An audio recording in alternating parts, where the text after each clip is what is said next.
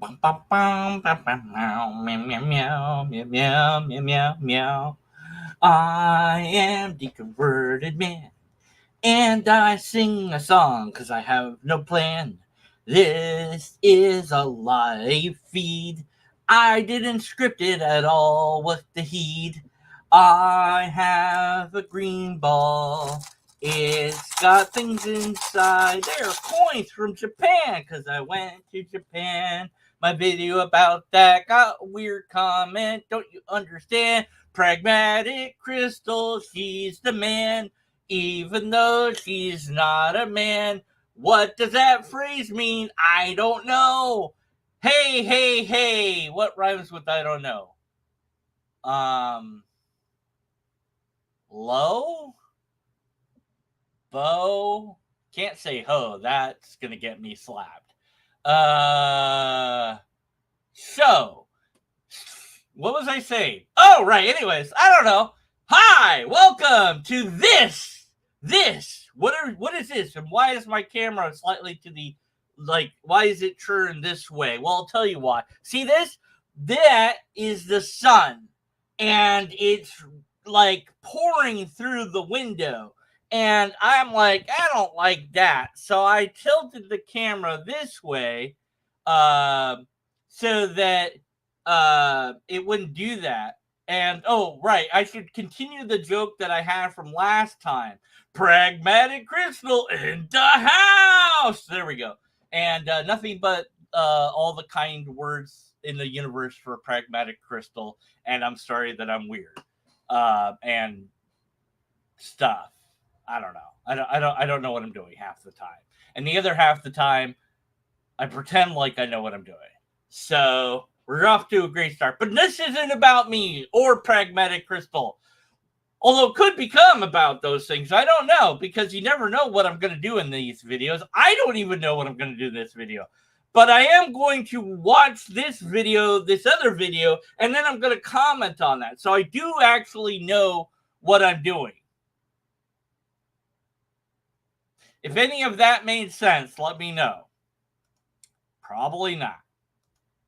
Anyways, and I think Pragmatic Crystal gave up on me in a rage quit. Maybe not. I don't know. Yeah, I'm saying weird stuff today. What am I doing? I don't know. Oh, right, the video. What do I think about atheists? I'm sure you've all been dying to hear what Dillon Freed thinks about atheists.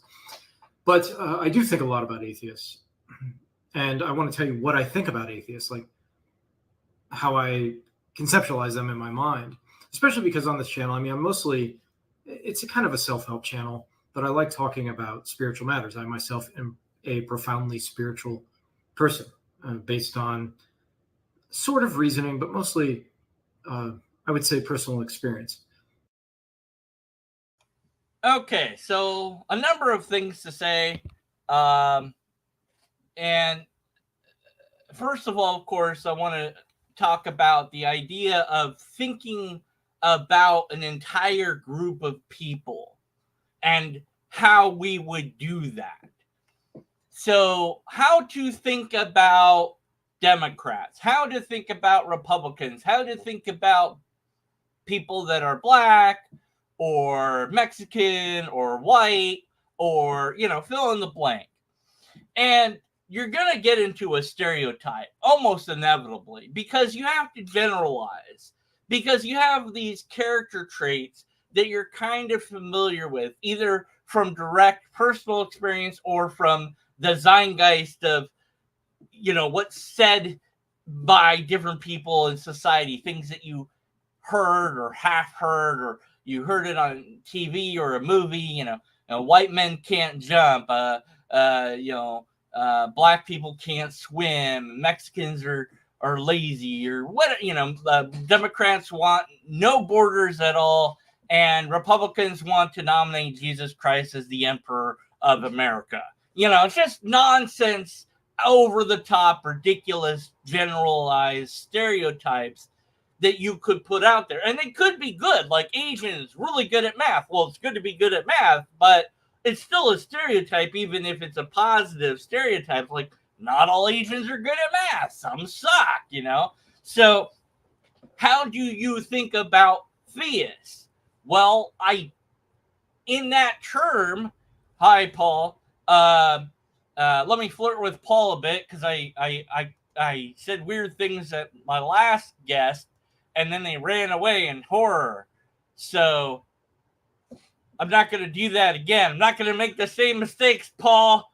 I'm going to say only things that I don't regret saying. No, I'm not. Anyways, so how do we think about an entire group of people without doing stereotypes? I don't know.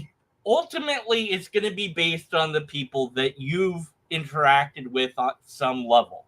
You've had conversations, be them verbal or in text format, with atheists, or you've watched atheistic content. And that's what's formulating your ideas about this broad group of people.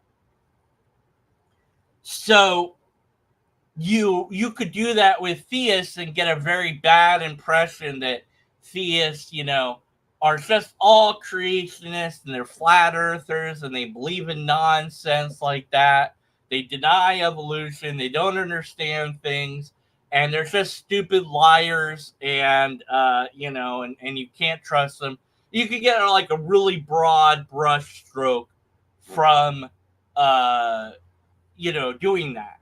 And that's not logical. We have to remind ourselves that we're very, very good at narrowing and generalizing things down. So it might be true that every blue sheep that I've encountered has been bonking me in my head, but that doesn't mean that all blue sheep will bonk me in the head. So I shouldn't assume that just because all the ones that I've ever met do that, that means that they're all going to do that. Like, you know, every ex I've encountered has been an insane person, so therefore that group of people is insane. Pragmatic Crystal back. I didn't scare her away. Not going to say anything weird. Thomas Rutledge. Initials PC are a common denominator today. Yes. I don't know what that means. I don't know what anything means. Oh, PC, Paul Kamich, TR, and PC. Yeah, PC. We got like 2 PCs in the chat. We can't have 2 PCs. One has to be a Mac. Anyway, so thinking about a group of people, you're going to get to stereotypes. You're going to get to generalizations of some sort. So you have to be careful about that. Now, I, of course, titled this How to Think About Dillon Freed. Freed? I don't know. I'm going to say Freed. That's probably not how to pronounce his name, but I can't pronounce words, so whatever. Feel free to mispronounce my name however you want. What's my name? It's a good question. You can call me Dan Green. Actually, only my friends can call me that. You call me Deconverted Man. Yeah! Anyway, so that's about the how to think about atheist part. Now about the spiritual part. You said not based on anything necessarily, what was it, reasonable or rational, but or logical. I forget what term you used. So let me go back here because I don't want to. Yeah, that was right. Okay, so not based on reasoning, but based on personal experiences. And it is interesting and quite coincidental that I covered a video last time where the person was saying, you know, don't think about religion, don't think about God, stop trying to figure it out using logic and reason, just kind of believe, feel it, you know. And when we're talking about spiritual, that is how I identify spiritual as just an emotion. It is a category of emotions that people can have. but, and it's very important, but, and that not all people seem capable of experience of this particular emotion, or maybe it's that the label is not used consistently. It's hard to say exactly for sure what's going on. We need some metadata study on it. Um, but it is a feeling, it is an emotion, and we've labeled it as spiritual. And this guy happens to be a budding neurologist. He is a neurologist, or he's becoming one, or he is. I'm not too sure because he mentioned neurology, so we'll get to that in a bit.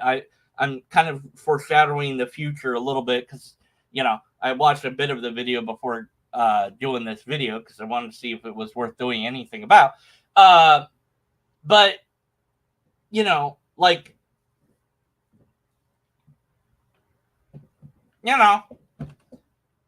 maybe neurology can explain why I completely don't remember what I was talking about. Oh, personal experience. Right. It's in the feeling, right? So there's this emotion that people have, and then they've labeled it spiritual for lack of any better term. And we can invoke this emotion mechanically with the God helmet, which I was going to say, because he's a neurologist, he probably is familiar with the God helmet. Maybe. I would hope so. And then, of course, the more interesting experiment is the placebo God helmet. Now, I'm assuming you all know what the God helmet is, but for those of you watching who don't know, the God helmet is just like, well, it's not really a helmet, but it's some sort of device they put on your head, and it bombards you with like magnetic stuff, and that affects your brain, and then you feel like God, basically. You not that you're God, but you feel the sensation of the presence of God or something spiritual. And that's what people have self-reported using this apparatus. That's why they call it the God helmet. However, they weren't satisfied just bombarding people with magnets. They also put a thing on them, and they told them it was a God helmet, but it wasn't. It's just plastic. It doesn't actually, it lights up and it makes noises maybe, but it doesn't produce any magnetic anything. So there's no reason to think that it should affect the brain. If you tell somebody that it's a placebo, then they know that, it doesn't work. But if they believe that it's a God helmet and it's going to give them an experience of God or the spiritual, they will self-report feeling spiritual or God. And I think that there's also measurements you can take while they're taking this test to show that they're actually feeling those feelings. So that means that this is something we can artificially induce in people. And maybe we humans have taught ourselves how to artificially turn it on in certain circumstances. Usually in a quiet area, usually not, maybe you're alone, maybe you're in a group, but basically meditative and in nature, where you calm yourself, you get everything really quiet, and you can invoke this feeling inside yourself by doing certain rituals. Now, I, as a skeptic, have taught myself how to feel that feeling, but I still have to do certain things to invoke it. I have to meditate. I have to be in the right state of mind, and it's not perfect. It doesn't always work. I sometimes wonder if I'm tricking myself into believing that I'm feeling the feeling that I'm feeling when I'm not actually feeling it. But if I felt it, then I felt it, even if it's a trick that I felt it, because I still felt it. So the fact is that we have this emotion that we call spiritual, but that doesn't mean that it's actually anything more than just an emotion. So if there is a spiritual realm that we are somehow interacting with, there has to be a way that that realm connects to the physical realm that we exist in to interact with our brain. So is it it must be operating on magnetic fields then, because that's how we turned it on using the God helmet, right? That would be one hypothesis. So we put somebody in a room where we know there's no magnetic fields, and we measure for magnetic fields, and if they go into a spiritual mode and they self-report that, and we see on the things that they're doing that they're really in that zone, and we see no magnetic force, well, then that means we were wrong about our assumption. It's not magnetic. So what could it be then? Energy? Okay, so we, how do we what kind of energy? So the problem is all of these tests to figure out what the spiritual world is have yielded null results. Results that we would that basically show there isn't a thing that is connecting to our brain that we can detect at any level at all. And you could say, well, we don't know what to look for. Fair enough. But why do you think there's even a there to look for? Because you're assuming that you're getting this feeling from something else rather than just yourself. We know that the brain exists. We know that this emotion exists. We know how to trigger this emotion. So why not just think this is us? This spiritual feeling that you feel is you and has always been you and has never been anything other than you.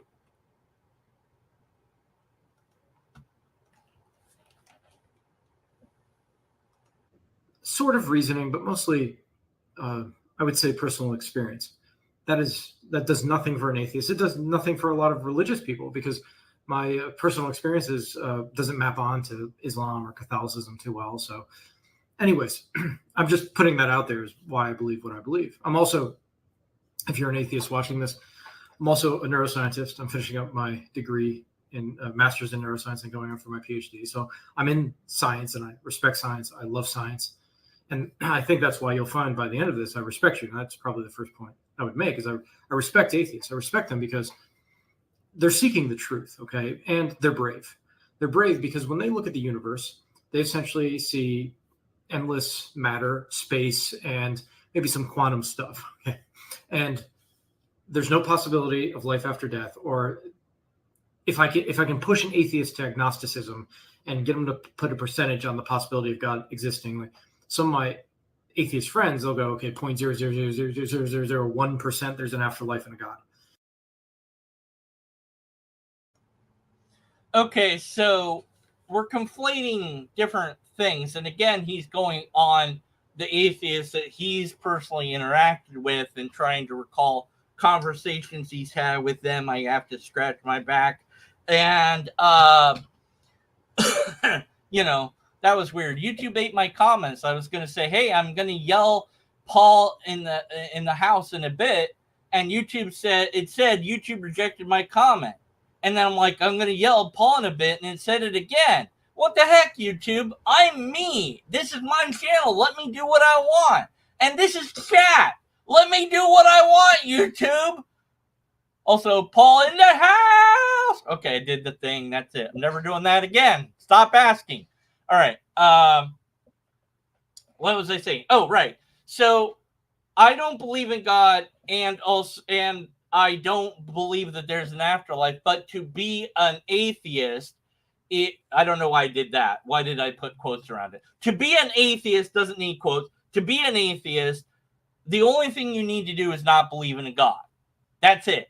You could believe in an afterlife. Now, I suspect, and I don't have a study to give you, but I suspect if we did a study of atheists and we asked the question, that the majority of atheists probably wouldn't believe in an afterlife. But without that study, it's just a guess. I could be wrong about that. So if we're interested in finding that study and getting that study, cool. Let's do that. I don't feel like doing it right now, but I'm just saying, But it probably is the case that the atheists that he's interacted with don't believe in an afterlife. Okay. As far as a probability, if you're going to ask me this question, what's the probability of there being a God? I would not be able to answer you. I'd say, I cannot answer that question. And you would say, well, you'd probably say, why? Oh, handsome, deconverted man who I love and worship.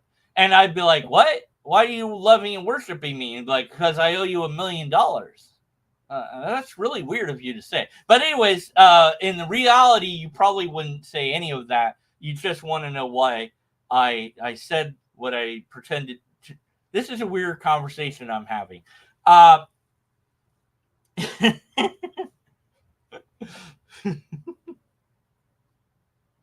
Oh, man. I love not scripting out my stuff. It's great. Oh, how much a percentage there is for God? I can't answer it because there's no way to quantify that. There is no quantification I can give for that. Because in order to give a percentage, I need, that's statistical, that's probability, like I can't assign it a probability without anything to mirror it with, and I have nothing to mirror it against. So I just couldn't do that. Now, I would say if you ask me, well, do you believe in God? I'd say, well, what do you mean by God? I would want you to define God first and then I would give you the answer. I'm not sure what you mean by pushing them towards agnostic, because agnostic is just a statement that you can't know if there is or isn't a God. So if you asked an agnostic if they believed in God, they might say they cannot believe in God, but they cannot not believe in God either, because knowledge and or belief is impossible, given that no one can know whether there is or isn't a God. So that they would object to the question completely. At least if you talk to an agnostic who followed the definition of agnostic and not somebody that just likes the word agnostic. And, natural language is weird and people can decide that the word means something else anyways. So bleeped if I know at that point, right? But yeah, I don't know if there's a God in general because I don't even know what God is. Then once the person says what God is, then I can tell them yes or no.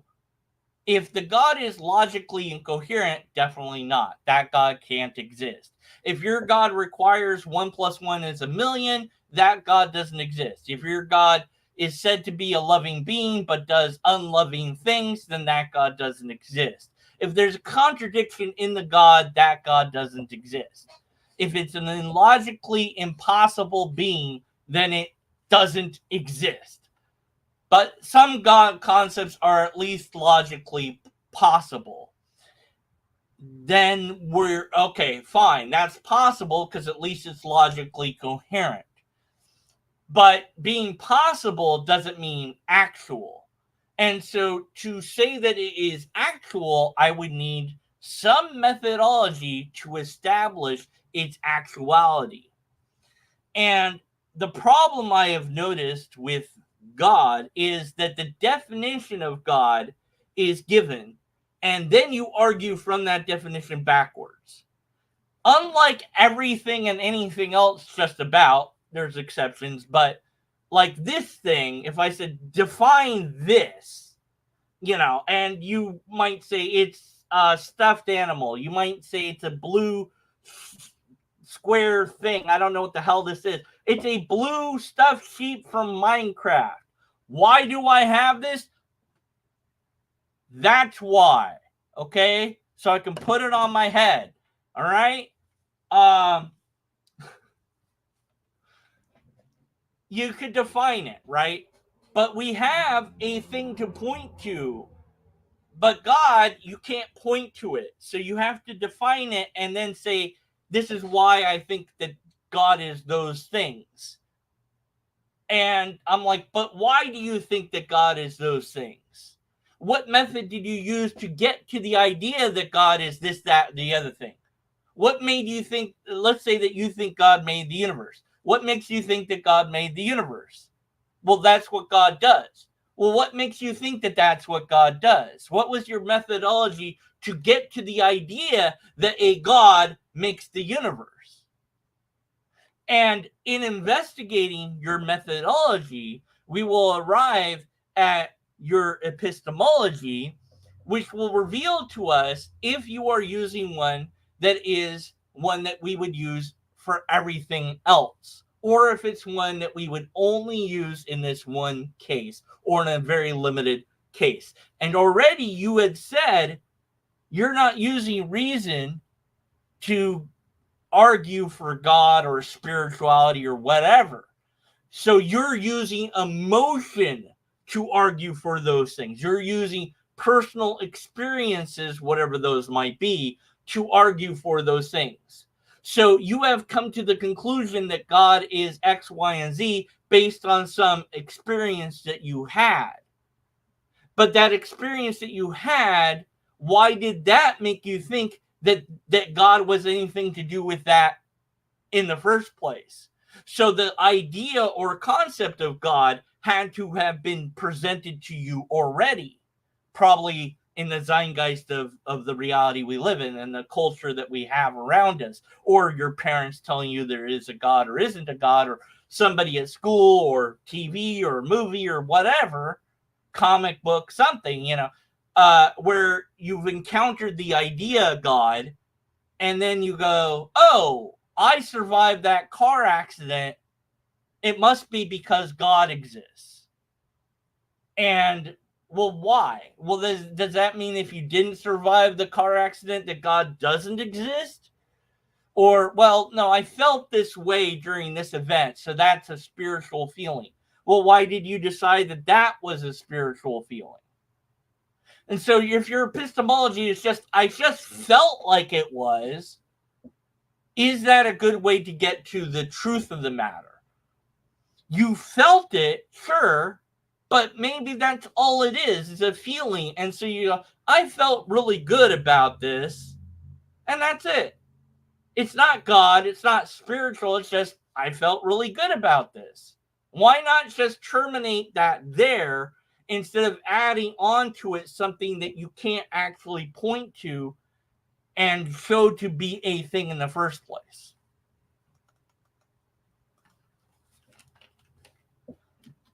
I really got to push them there. So a lot of my friends are hardcore atheists. And I think in neuroscience, I saw this maybe 10 years ago.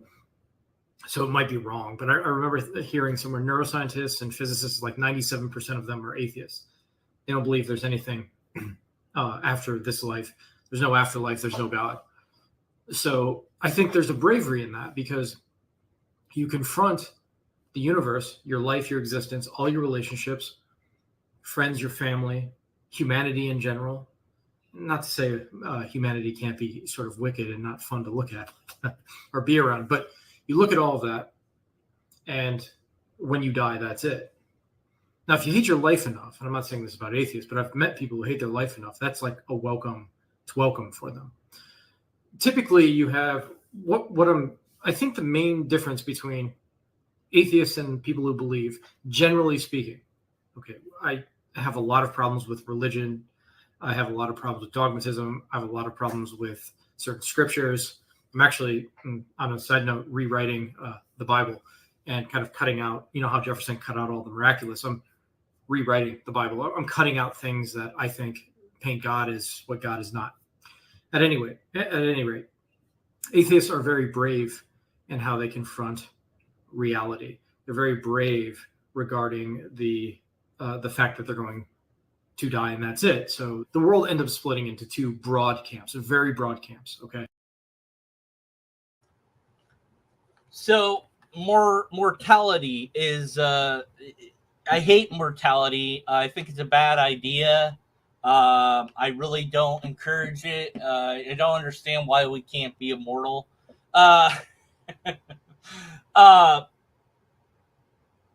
This idea, this kind of nihilistic, look at the, all your relationships, everything, none of this in the end will matter. Well, it mattered now. That's when it mattered, okay? It doesn't matter that it won't matter later. It matters to me right now. And that's what matters. There was a movie, and I can't remember the name of the movie. I'd have to look it up later. This is relevant. I know it's a movie, but so it's a story. But, okay. The world's ending in the movie. And the guy's trying to find his family or some girl he likes, whatever it is. I don't know. And along the way, he hears this young girl gets dragged into this house. And the guys are like, yeah, come on, we can take turns. We're all going to take turns, having their way with her. You know what I'm saying? Forcing themselves onto her in a inappropriate and illegal and evil way. You know what I'm saying? Okay. I would say the word, but YouTube might eat me. I might say it anyways. But you all know what I mean. I know. Right. Okay. There I said okay. But the guy stops them and saves the girl. Now, he delayed himself from getting to his destination. He might not make it now. He saved her. The world is about to end, for sure. They all know the world's ending. I forget what's causing the world ending. Doesn't matter. But for sure, the world's ending. Why does it matter if she gets, in a few moments, she's not going to even know that she was. But it matters now. Because it's happening now. Because it's wrong now. And to prevent somebody from having that suffering in the last few moments of life matters now. And that's what matters. What will come doesn't matter. That no one is going to even know that there was pain or suffering or happiness doesn't matter. The now matters. Here's another way to think about this. He's a neurologist, about to be a neurologist officially, dealing with amnesia. So somebody has a lifetime of events, say that they lived till they were 20, and then they hit their head, and now they don't remember any of that stuff. So does all that stuff not matter? Definitely not. It matters for all the people that were impacted by it. Everybody that was impacted by that person. That person that they know has died. But that body is still alive and that brain is still alive. But now it's going to be a new person moving forward. Because they're going to gain new knowledge, new experiences, and new interactions from their perspective. And maybe they never remember any of the stuff. They have to form new memories with the people that had loved them to that point. And maybe those people won't like them anymore because they're not the them that they knew. Does that make it pointless? No. Does that make it useless? No. There's a song that many songs I like, but this one song has a lyric from Pokemon. I forget the name off the top of my head now. I'll list it in the description or the pinned comment. That says, a legend's not a legend till it ends. And you go, that's a weird thing to say. What do you mean a legend isn't a legend until it ends? Well, it doesn't become a legend until it's over. Until you're done with the story, it's not a legend yet because it has to be told later on by other people in the future to have it be a legend. So it has to end before it's legendary. Just because you're done with the book doesn't make the book useless, pointless, insignificant, worthless, or meaningless. It mattered I matter. You matter right now. And if we all stopped existing and didn't know anything anymore, well, we don't even know that. We wouldn't know because we couldn't know because we wouldn't be there to know. And the moments that we thought mattered would still matter in those moments. So that's how I think of it. Now, I've been under for surgery a couple times. I had a minor surgery on my arm, can't see it. They removed a little bone fragment. And then I had a colonoscopy because I'm 45 and it was time, I guess. I don't know. And I went under for that. And that one I can talk. I'll talk about that one because it's closer to me now than the other one was when I was like 18. So I barely remember that one. But I wanted to really know what the experience was like this time. So I was like, I'm going to really think about what's going on in the room. So I'm there in the room. I'm on my side. I'm looking at, the nurse asked me, I said, do I count backwards? And she's like, yeah, count from 99. You'll not even hit whatever, 88 before you knock. And in my head, I'm like 99, 98. And I'm like, wait a minute. I don't want to think about that in my head. I'm going to think about other things. And then I kind of looked up at the ceiling and I felt like my head felt like it was full of soda or bubbles or something. It felt all fuzzy, like your arm falling asleep. Usually that hurts. This actually felt good, felt really good. And I remember thinking, well, that's an interesting sensation. And that was it. And then the next thing I know, she's like, okay, wake up. And I'm like, huh? What? Huh? We're done. And I'm like, oh. Can I go eat now? Because I had to starve myself for the dang procedure. There was no me in between. There wasn't me. And I didn't even know that there wasn't a me. The me now that's talking about that event recognizes that there was a moment where there wasn't me. But I recognize all the experiences I had before that, not me, matter. And all the experiences when I came back from not being still matter. If that period where I wasn't extended, I wouldn't know. I wouldn't know the difference. From my perspective, I was dead, as far as I know. Because I didn't even have a perspective. And I didn't even know that I didn't know. That can be a terrifying concept for some. For others, it might be a comfort. I don't like the idea because I like me.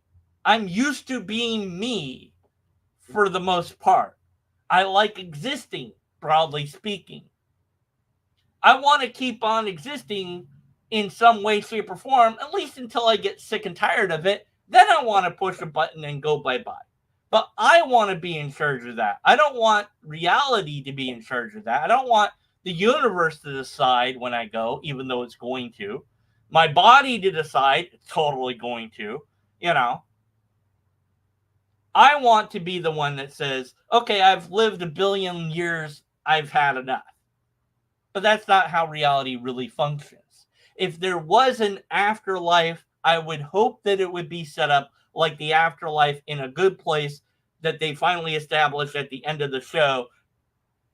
Spoilers if you haven't watched A Good Place, but they set up an afterlife where you can decide when to actually die for real, and there's no coming back from it. You just stop existing. And that afterlife is preferable to an afterlife where you just exist forever and ever. The people that had been in the afterlife up until that point, even though they were in the real good place, were tired of it. I was like, yeah, sure, everything you eat here tastes great. Everything you do here, you can do anything you want. We've done everything. We're tired. We're done now. We're bored. Because you would become bored. Given a few trillion years. But it's interesting that afterlife and God are kind of connected, isn't it? Because I don't see why there couldn't be an afterlife but no God, or a God without an afterlife. I see those things, maybe, sure, why not? It's just, I don't have any evidence for either of these things, but it's interesting to me that they're both conjoined. And I do wonder if humanity came up with the idea of the afterlife first and then God, or if they both, I don't know which one was first. I wonder though. But yeah, isn't it because you just don't want to not exist? Is that why you believe in God? Because it makes the possibility that there's an afterlife more probable then? If you had to choose between a belief in God or a belief in the afterlife, and you have to sacrifice the other, which one do you sacrifice? Do you sacrifice your belief in the afterlife, or do you sacrifice your belief in God? And then even more difficult question is, you have to choose. Either there's a God, but there's no afterlife, or there's an afterlife, but no God. What do you choose? Those are different questions. I hope he answers them. Anyways. One, and it's all based on Socrates. When Socrates was going to be put to death, he said, I'm not scared because it's one of two things. It's either like deep sleep when I'm not aware that I exist, and that's not so bad. I was just reading Anil Seth's book, the neuroscientist who studies consciousness, and that's what he thinks happens. He just says, neurons go out, and that's it. It's like deep sleep at night, and that brings me peace. When I see somebody suffering and knowing that the light's just going to go out, that brings me peace. Okay, so, but still brave, because that means all of your relationships in the end don't really mean anything. They mean something here now, but not in the vast expanse of time. I just don't think that way, I guess. I don't worry about the vast expanse of time, the heat, death of the universe. Those things are so irrelevant to me. But once you're dead, you get to keep not being forever. You now are part of the universe. Actually, you've always been part of the universe, but now your fragments are back to being fragments. And parts of you will be absorbed by other humans, other animals, other life forms, and into the cosmos itself. And eventually all of that will wink out. And then probably another universe will begin.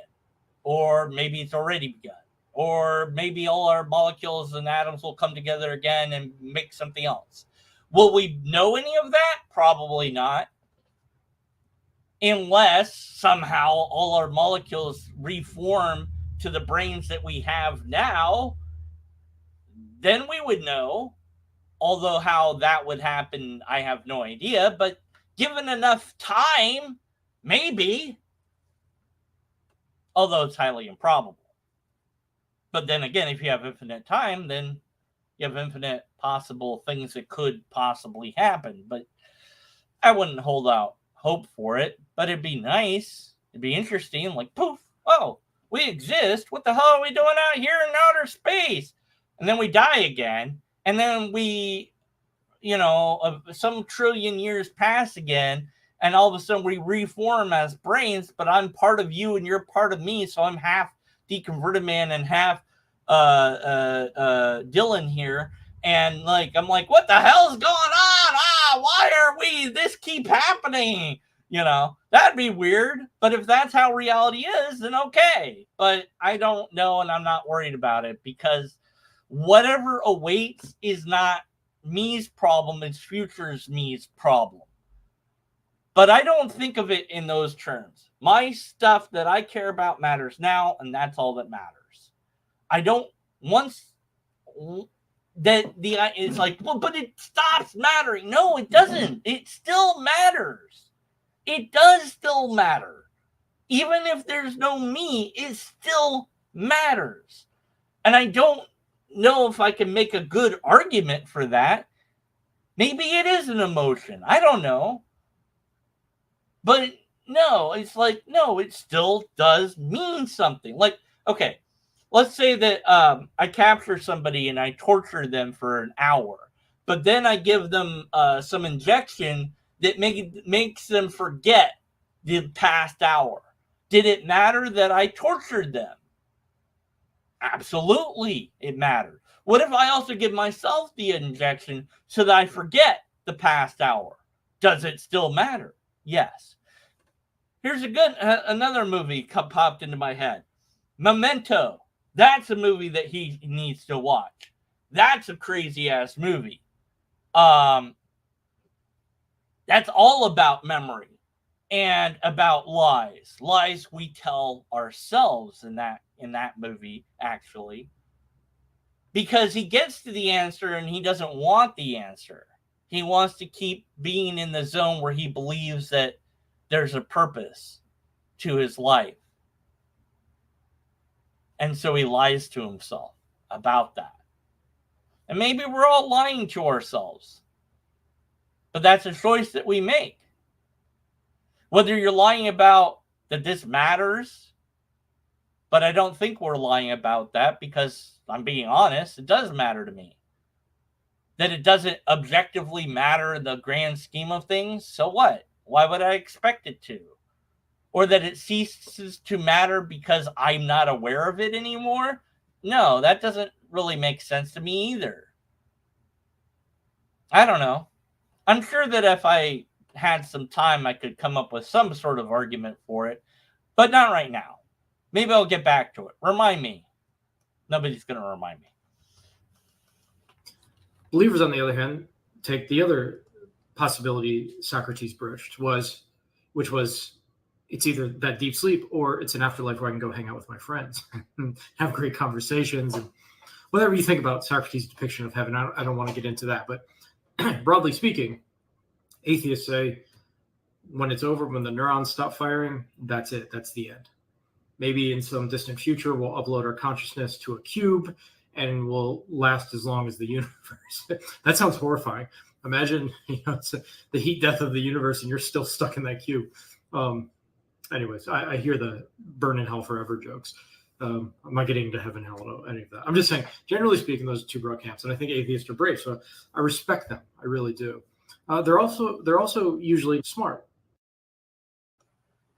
Oh, I also wanted to comment on the being brave. I don't see myself as brave. I just accept reality.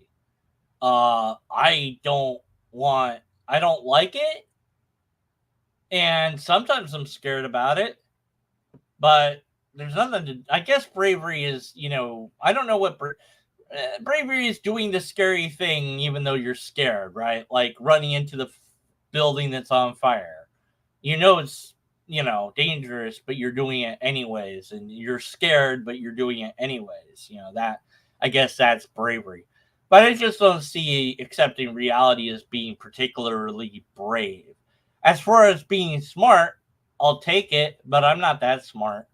Ask anybody. Like, seriously. Ask anybody. They'll tell you. Deconverted man? He dumb. That's what they'll say. I know they're talking behind my back. Oh, sorry. I don't know where that came from. They have smart replies. They've thought about this. They're, in some weird way, the center of their life is also God. Maybe not the center, but they think about it a lot. So I respect that. And they're smart. They watch a lot of debates. So whenever I talk to them, I recognize the points they're bringing up. I've watched a lot of the debates too. I respect Christopher Hitchens a ton. I don't know if you can see if I have his book. I have a lot of his books. I've read a lot of his books. I like his political stuff more than his religious stuff because, as I'll touch upon shortly, I think the new atheists are a little bit shallow when it comes to religious argumentation. Oh, now you've done it. See, I was being nice to you, but now you've done it. Oh, you've done it now. Oh, deconverted man pissed now. Oh, no, you didn't. Oh, I find your lack of logic disturbing. No, you didn't.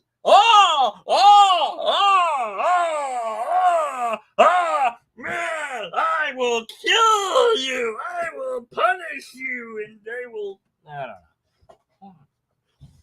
anyways, all right, there's my over-the-top reaction to being told that I'm shallow. I know all the arguments. Well, I don't know all the arguments because I can't claim to know all the arguments, but I know a lot of the arguments. I think I know them all. I don't know. They all suck. Okay? All of them. Every single argument for religion, well, not religion, for God, they all have one or more logical fallacies. I know that because I've analyzed all the ones that I've analyzed. Again, I can't say all because I can't make the claim.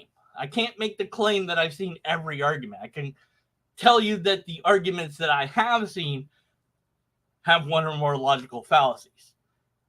All the cosmological arguments are flawed. Moral arguments, flawed. Personal experiences, flawed. What else is there? Teleological arguments are flawed. Whatever you name, there's one or more logical fallacy. And yeah, so I don't think that I have a shallow view of argumentation. I think that I have an informed view because I studied and am studying logic, specifically informal logic, although I'm trying to learn formal logic still, but I'm being lazy about it. And I take it very, very, very seriously. What I have found is that apologists, the people that promote religion, will never, ever, ever, ever admit to even a single fallacy in any of these arguments, even though they're blatantly obvious to me and others. And they've all been debunked. They've all been destroyed, dismantled by people using logic and or science. So I don't see this being true of myself. Might be true of some others, maybe. Depends. Every atheist is a little bit different. But this is a collective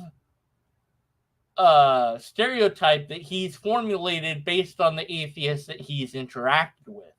So it might be that the atheists that he's interacted with have a shallow understanding of arguments. Or maybe they're sick and tired of arguments because you know what I would love?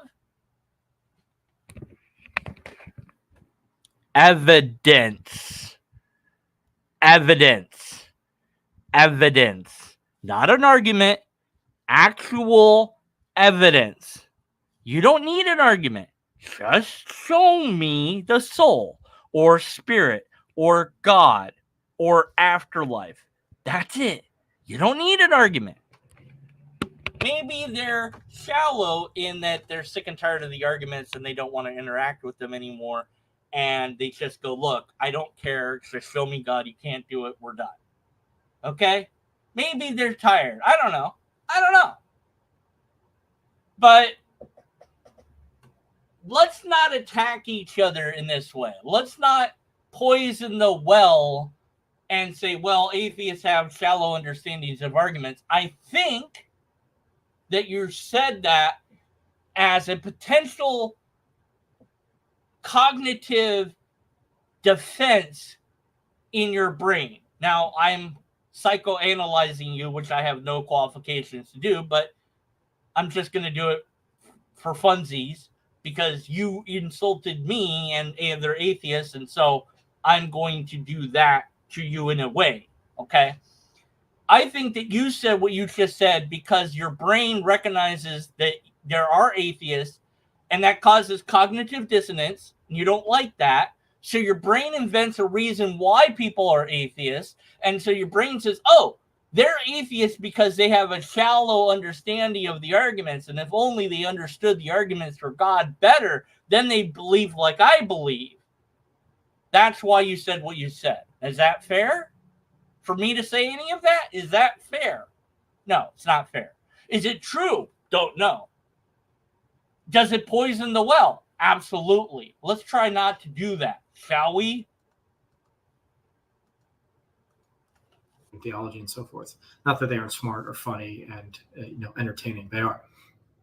So I think that they're very, very, very smart.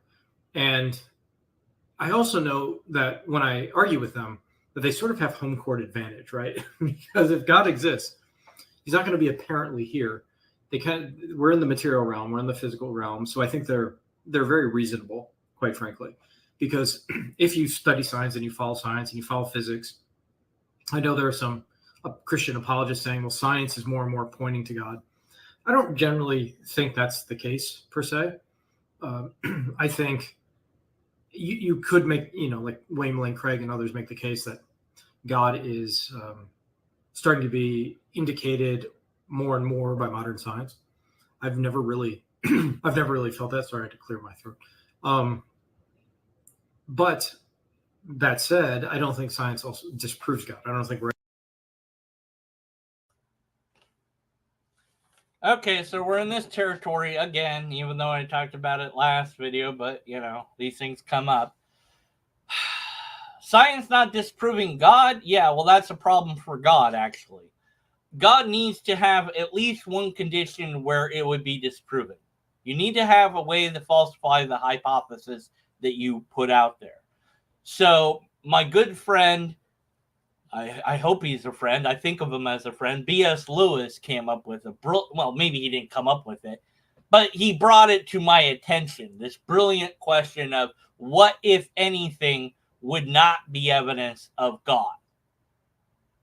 So I'd love for this theist, assuming he's listening to my entire spiel, because he's going to watch my video, right? He's going to, right? He's not going to be like the other apologists I've covered and not listen to what I've said.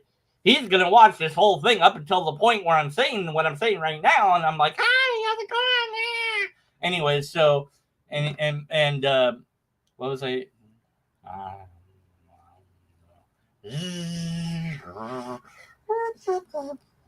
don't know. Anyways, whatever. So he's going to do that. Oh, yeah. Science doesn't disprove leprechauns or fairies or unicorns or goblins, ogres, and dragons. Nobody cares that science doesn't disprove goblin, ogres, and dragons. G-O-D. So it doesn't matter. What you need is a proof of God. That's it. It does you zero good to say, well, but science doesn't disprove it. It doesn't matter. Science doesn't disprove lots of different things that don't exist. Doesn't matter. The burden is on the one making the positive assertion in the majority of cases, broadly speaking. Try to unravel that. I don't have to show that there isn't a God. I have to just show that there are no good reasons to believe in God. And the primary reason to not believe in God is, first and foremost, nobody knows what the hell God is. Everybody has a different idea of it. And secondly, there's no God to point to. So there you go. And you said, well, God, they have the home court advantage. And I was like, yeah, we're in reality. Atheist is in reality. That's where we're in. We are in the universe where there doesn't appear to be a God.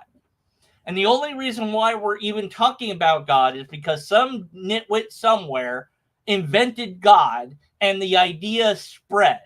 That's why we're talking about it. We're talking about a human invention by humans for humans. And the only reason we're talking about it is because people believe in it. And the rest of us go, that's insane. Stop. Please. Join us in reality. Now, maybe after he's been a neurologist for a while, he too will find that he doesn't believe in God anymore. The fact that the majority of neurologists stop believing in God and the afterlife, there might be a reason for that. Or maybe he'll find some way to, put his science to one side of his brain and his God belief to the other side or whatever. But I asked him some questions. I hope he answers them. I asked him questions in his comments regarding science. In neuroscience, Can you find a soul or spirit?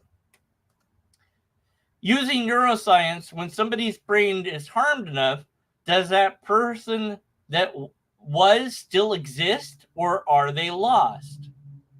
When you are put under for surgery, where do you go? What is you in neuroscience? What scientifically can you say about your ideas? If there's a God, it is identical to there being no God. In that God is so well hidden that it might as well not be. There is zero test that I can or anyone can perform to demonstrate a God. And there's zero empirical evidence for a God. There is no test and no evidence. There are only arguments. And the arguments that I've seen so far have one or more logical fallacies, which means there aren't any arguments either. So, I have no empirical evidence, repeatable test, or valid and sound argument. What could I possibly have then? Feeling? That's not enough. I need more than that. I need more than just I feel like it's true. Now, earlier I went off on a thing where I feel like that things really matter. Yeah, I'm a hypocrite, which isn't a logical fallacy, so that's fine. Also, it's okay when I do it. So there. Oh, we're in an hour. It's been an hour. I'm not done with this video. I'm going to keep going. I'm not tired yet. I want to keep going. Keep going. Keep going. We're close to disproving God. But if you're a scientifically minded person and you're kind of brought up in the Enlightenment ideals, then belief in God for most people naturally dwindles. It might not go away. You may become agnostic. Some of my scientific friends, very few, rare, are kind of deists, kind of like the founding fathers. So I think they're reasonable. When you look around, you look at science, and you're in the material world, and maybe one day we explain how consciousness works in the brain, which is what I study in neuroscience. Then the way atheists see it is the gaps where God could fit in just keep closing. The gaps where the soul could exist just keep closing. But again, I do feel like atheists are in the search for truth. So we're kind of fellow travelers in a weird way. We're all looking for truth. Now, I would love to believe that that's true, but it's not. Not everybody is looking for truth. Some people are looking to delude themselves very much. And I know that because I've interacted with those people. There's this guy who likes to get attention from me from now and again. He comes in and says, peace and respect to everybody. Whatever the hell that means. And I know he just really desperately wants to be a cult leader. That's what I think. That's the vibe I get from that guy. And he has this ludicrous paper that's completely incoherent, where he pretends to know that the Bible is really talking about something that it's not talking about. And he makes this long-winded, nonsensical argument that tries to prove that point. And he gets attention for numerous reasons, but mostly because he is against normal religions, because he prefers his own personal beliefs over them. But he still has a belief. And that belief is not true. He's not interested in the truth. He's not interested in being wrong. He's interested in proving himself right to himself and anyone else that will listen. There's a guy that's a very big, giant bully on YouTube who people, in my view, have given too much attention to. He's a real asshole, and he uses presuppositionalism. And he has a toxic audience who all mimic his bullying, and none of them are interested in the truth, not even a little bit. In their view, you can't know what's true unless there's a supernatural realm, which is stupid, but that's what they all believe, and they don't care what's true. I've heard people say that nothing No evidence, no argument would ever convince them that there isn't a God. They're not interested in the truth. They're interested in following what they believe. And just so that I make sure that us pesky skeptics are not exempt, I've heard skeptics say things about reality that aren't real, and they insist that they are when they're not. Especially regarding, for whatever reason, politics. Atheists, broadly speaking, are usually left-leaning. Not always, but, well, this is, I need a better data study on that. But I'm apolitical. I don't care. But I've seen people write stuff about politics and political people that's just not true. And even after they were corrected and shown that it wasn't true, they said the thing again because they weren't interested in what was true. They were interested in believing what they thought was true. And I know that I can do that too, and that I have done that, and that I probably will do it again. So I'm not immune to this. I am part of this problem. But my epistemology that I force onto myself hopefully will negate that to some extent, if only I can use it consistently. And my epistemology is very simple. I need empirical evidence and or a repeatable test and or a valid and sound argument. And if you don't have one of those three things, fine. Then explain to me the methodology you want me to use and demonstrate how it actually works and that it is something that can be relied upon. Feelings can be wrong, so it can't be emotion-based. It has to be better than that.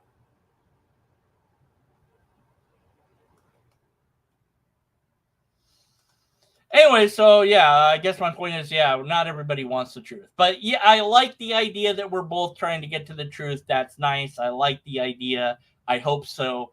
But it depends really ultimately on your epistemology on whether or not you can get to the truth. And how do we get there? I don't know. Read the Lobsters. The Lobsters explains everything.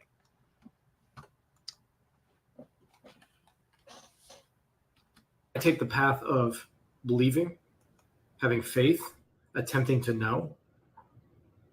And atheists take the path of rejecting divinity, rejecting the metaphysical. No, rejecting indicates that there's something to reject in my mind. I don't reject it, I just have no reason to accept it. And that is a difference. I would accept it if there was empirical evidence, repeatable test, or a valid and sound argument for it, but there isn't, so I don't. That's not rejecting it. There's nothing to reject. There isn't anything there to reject. Rejecting would be like if you asked me on a date and I said no. That's a rejection. But there isn't a divinity, spiritual, metaphysical, whatever. There isn't a there to reject. If there was, that'd be different. But there isn't. And you say that there is, great. But you can't demonstrate it. That's a problem. Why do you believe it's a thing? I don't believe in things that I don't have proof for. You don't have proof for this. You just have personal experiences. That's not good enough. Which, again, I think is totally reasonable. There is something, I think, in my atheist phase, one of the reasons I became an atheist is, one, I started to see through some of the religious argumentation, and never underestimate how poorly prepared most religious people are to argue or defend the existence of God. Not that it can convince you, but most religious people cannot mount any defense. They're not good at defending the existence of God. And when the new atheists came on the scene, it was simply like a slaughter. It was slaughter for the first few years because we didn't have, there weren't enough religious intellectuals on the scene to push back. So it looked like there were no answers to some of the arguments that Hitchens and Dawkins and Harris and Dennett were bringing up. But I think that's been reversed.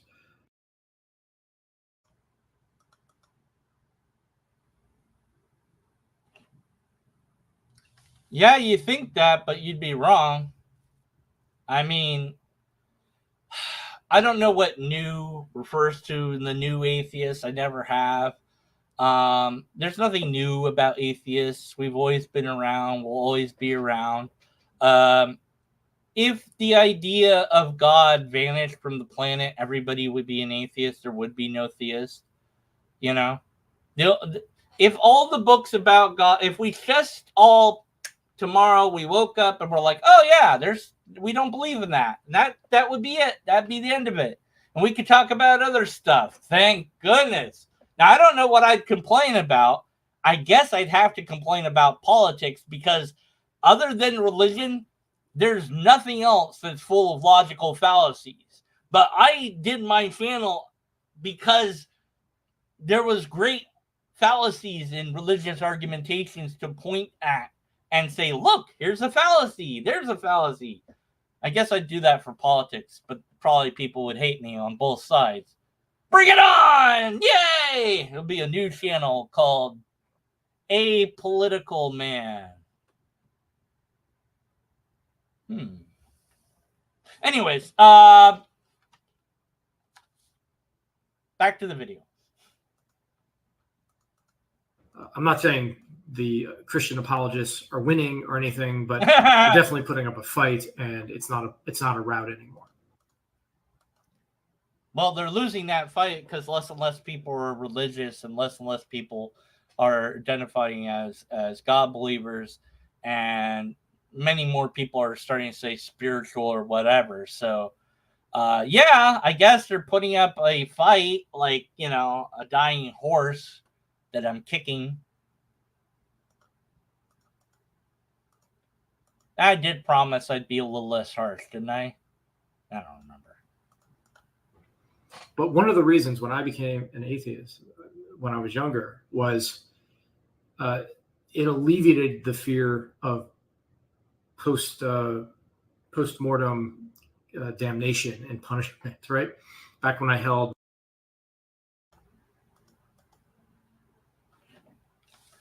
So you stopped believing in God to get rid of a feeling you didn't like.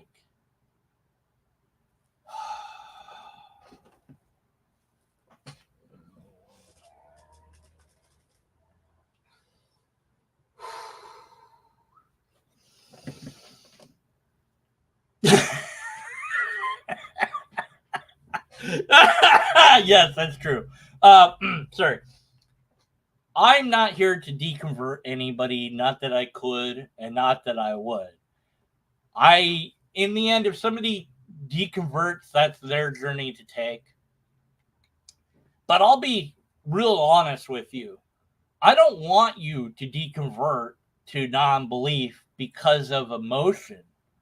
I want you to do so because of reason, rationality, and logic. I don't want you to not believe because it gets rid of this negative feeling that you have. I want you to not believe, if you're going to not believe, because you've seen that there is no good reason to believe anymore. That you've found that the logic is not there. That there is no there. That there's no empirical evidence, repeatable tests, there's no valid and sound argument, and that any attempt to make an argument for is inherently flawed and based on human emotion and desires in the end. I want you to deconvert in as much as I do want anyone to deconvert, only if it's reasonable and rational to do so.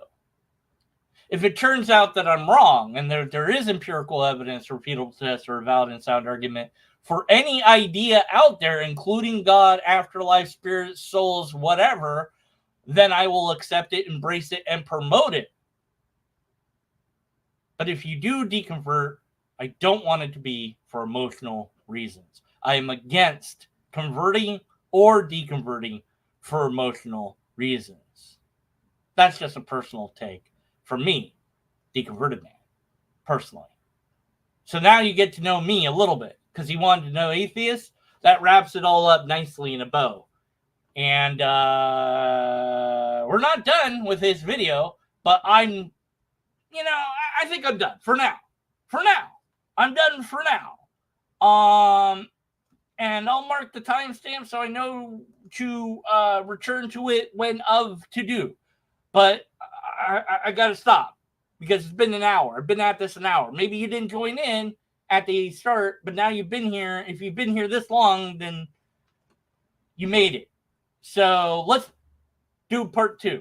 Let's just do part 2. I won't ask you to comment because you don't comment even when I ask you and beg you, and I cry and I put things on my head, and like maybe 1 or 2 people will post a comment. Why do people not comment on a video? I know it's hard because after the live stream you have to wait and then hit refresh and then wait for it to load, and you'll post your thing, and sometimes YouTube will like eat it up like it thinks it's spam, and like, so it can be frustrating. But it's not about me. Well, it is about me, but it's about YouTube. We gotta feed it. See, YouTube like eats comments. It wants comments on videos, so then it cares about the thing, right? And so I don't want to care about the thing, but I have to. All right, that's enough of me crying about comments.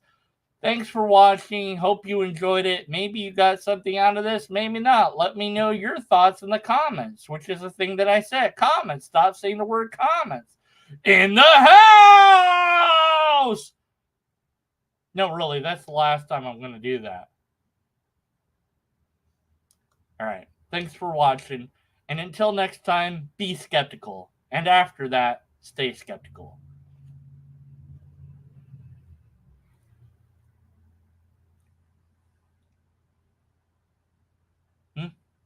What? Oh, shit, I didn't push the button again. Fuck, where's the button? The hell's the button? Where's the button?